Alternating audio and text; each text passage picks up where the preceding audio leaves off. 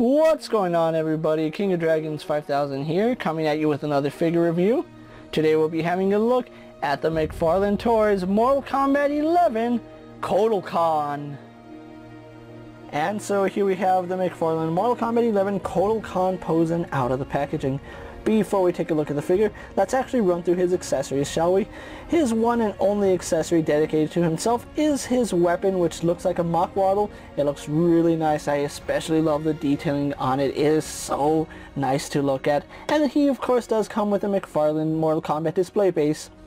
Other than that, Kotal Kahn here doesn't come with anything else, so let's actually move on to his details. And so here we have Kotal Kahn, and I have to say Mcfarlane has done a really good job with Kotal Kahn here. Now, out of the packaging, his headdress right here was a separate accessory. I'm not counting it toward his accessories because it's part of his costume, and as you guys know, costumes are not accessories unless they're intended to be removed. This is not intended to be removed, but the headdress is very nice. I love the turquoise that they went with, and then they added a nice dry brushing throughout some of these feathers. It looks really nice. Really loving the job that they did here. Kotal Kahn is of course wearing his helmet, which it is spectacular. I love Kotal Kahn's design as a character. Really harkens back to a really long time ago when the Aztecs were in power, and this is amazing. I love the detailing on it. You can see all the intricate patterns right here. It looks really nice. The gold helps him stand out so much. He has some jade running along his helmet here, which looks really nice. And then we do have some more turquoise right here, although that's like a metallic turquoise right there. It does look really nice, and I love the texturing on it. But the helmet itself is just beautiful. It really does look like an Aztec helmet, and I really love Kotal Kahn's design because you don't really see too many Aztec style characters out there, and Kotal Kahn here looks like an Aztec god or an Aztec warrior, and I absolutely love it. As far as the face goes, he has kind of a soft face. He does have some really defined cheekbones, but a lot of his features, they're rounded. I would have liked to see a more stronger profile with sharp angles here. And his eyes are of course turquoise. I would have liked those to be brighter because it really does make it a little hard when he has green skin and then turquoise eyes. Those eyes should have been like a almost pale white just so they stand out. Really do like the paint job on his head though. They did a good job there. So moving on to the rest of his costume, he does have this really nice turquoise piece of armor going across his chest, which does stand out beautifully. He has like a leather shoulder strap right there going all the way up to his neck, and then you can see the strapping right here in the back. Unfortunately, the clasp right here isn't painted, and I understand why they didn't do it. You're not going to see it too often, but I would have liked to see some paint there. I really love the detailing in this leather wrapping on his chest. It looks so nice, especially going on to his back.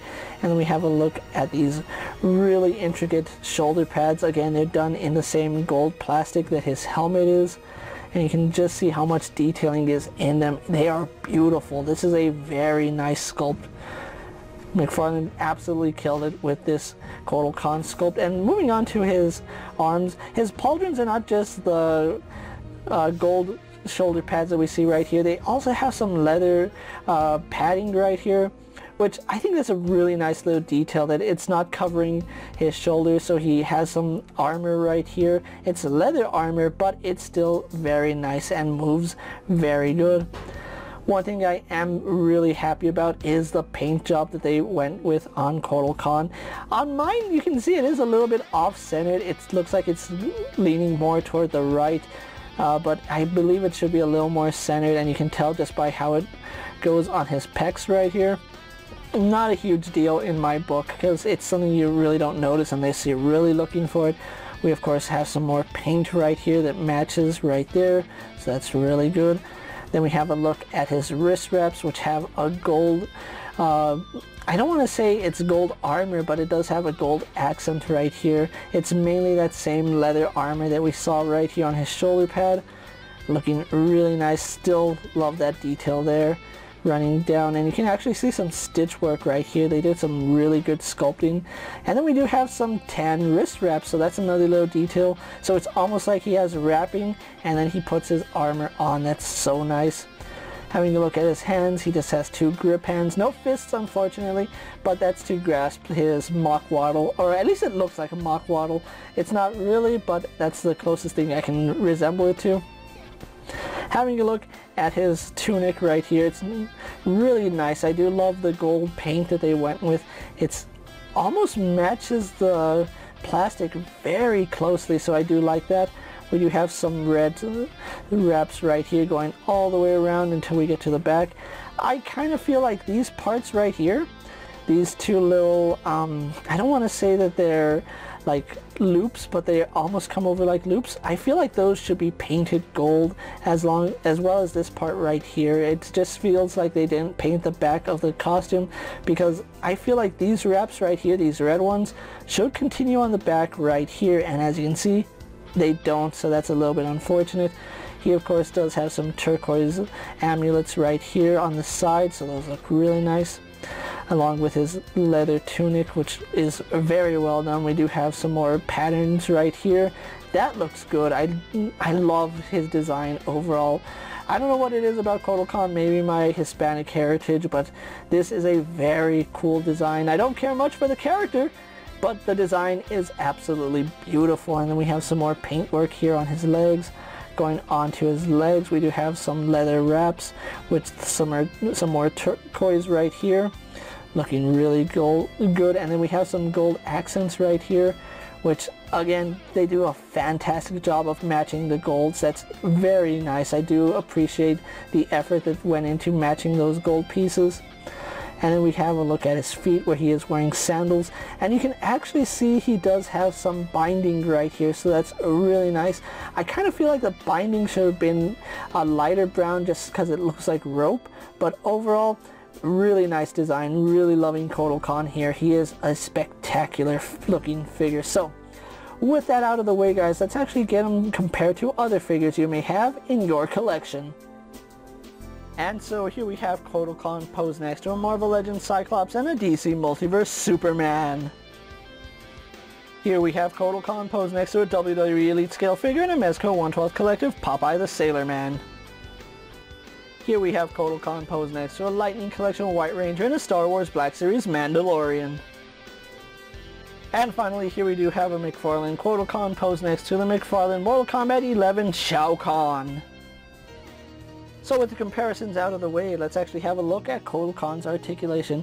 Kotal Kahn does have a double ball joint in the head, and despite having this headdress and his helmet, he can look up quite a bit, so I do like that. It does help with his posing. He can look down quite a bit as well. I really do like how much articulation he gets in his head. We get some nice head tilt as well as left and right rotation. You do want to be careful for his headdress right here, because if you try pushing it too much, you run the risk of popping it out.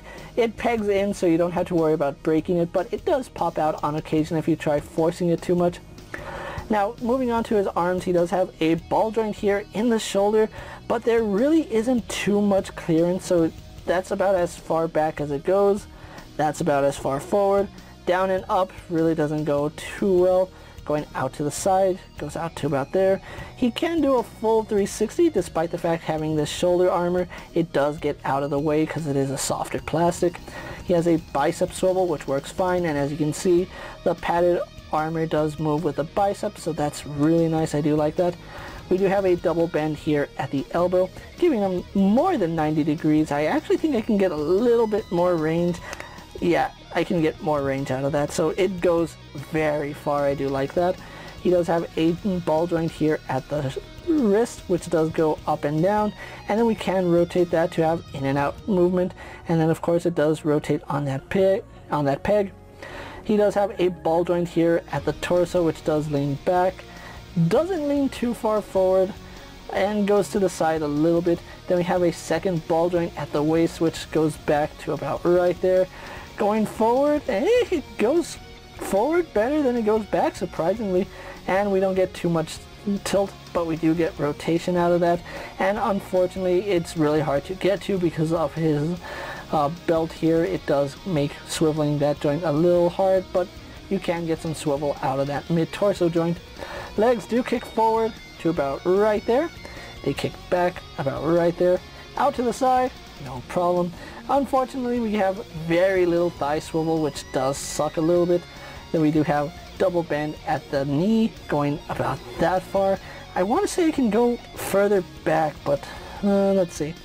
Nope, that's about as far as it goes back, because that's where it stops, and then that's where you have to bend it. So yeah, it doesn't go as much as I would like it. He does have a ball joint here at the foot, so we do get some rotation. We do get a hinge going forward and back. We have a forward facing pin for rocker ankle, and then we can rotate that to give him a true rocker ankle. And then finally, he does have very generous toe hinge. Look at that, you practically broke his foot in half. So overall, really liking the design on Kotal Kahn. His articulation is a little to be desired, but for what it is, it works for what you need it to. So with that out of the way, guys, let's actually get Kotal Kahn posed for my final thoughts, and then we'll wrap up this review. And so here we have the Mcfarlane Toys Mortal Kombat 11 Kotal Kahn posed for my final thoughts, and overall this is a beautiful looking figure. Kotal Kahn is not my favorite Mortal Kombat character, nor is he my favorite inclusion into the Mortal Kombat universe. However, this is a spectacular looking figure, and the amount of detail that goes into this figure is quite stellar. I love the fact that his mock waddle has so much detailing on it. It's not a true mock waddle, I know, but it does bear resemblance to a mock waddle, so that's what I'm calling it. If you want to call it a Aztec sword, you can, but Kotal Kahn here has some spectacular detail, and that's one thing I love about the Mortal Kombat Mcfarlane figures, is they have a lot of detail for an affordable price, and I absolutely love how Kotal Kahn came here.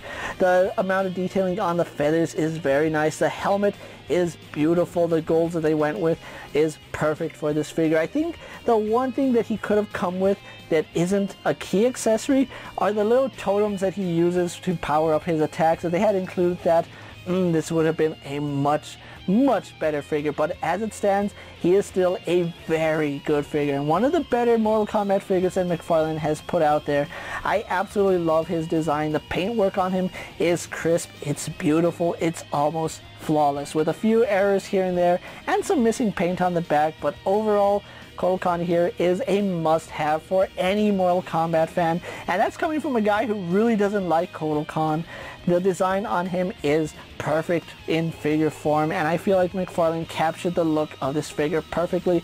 I do believe this is the second Kotal Kahn figure we've ever gotten. I know Mezco did a Mortal Kombat line, and I think Kotal Kahn was part of that, but I feel like this is a superior figure, and the amount of detailing on him is unrivaled. I absolutely love it. If you are looking for Kotal Kahn, I did pick him up on Amazon, but at the time I'm making this video, he is starting to hit stores, so be checking your Walmarts, Targets, your GameStops, check online on Amazon, Big Bad Toy Store, Entertainment Earth, or wherever you pick up your action figures, because if you're a fan of Mortal Kombat, or even a fan of Mortal Kombat 11, this is a perfect figure to own for your collection, and he goes good with the Mcfarlane Mortal Kombat figures, and he goes good with the Storm collectible Mortal Kombat figures. With that being said, guys, I'm KingofDragons 5000. Don't forget to like this video, leave a comment, subscribe to my channel, go ahead and check out all my other action figure reviews, as well as all my other Mortal Kombat videos. Hopefully you find them informative. As always, if there's a figure you would like to see me review, let me know down in the comments, and if it's in my collection, I'll gladly have a look at it. While you're at it, check out my Instagram account for new and exciting action figure photos, and as always, ring that bell to be notified every time I upload a video. Until next time, guys, I'll see you later. Take care, everyone.